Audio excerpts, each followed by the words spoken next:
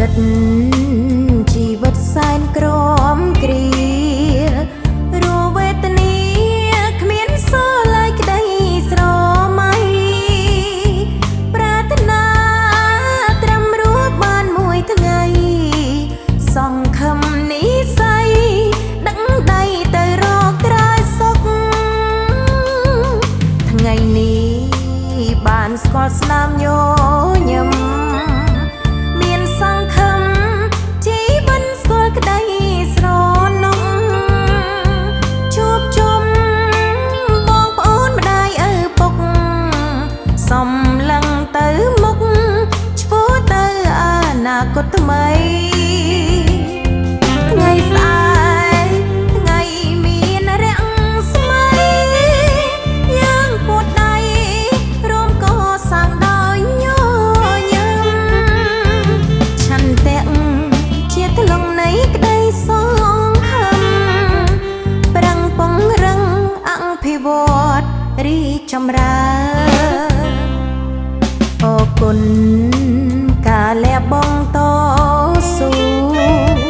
ជាគំរូនៃការដើរឆ្ពោះទៅមុខពួកយើងសូមចងចាំទុកថ្ងៃស្អែកបានសុខ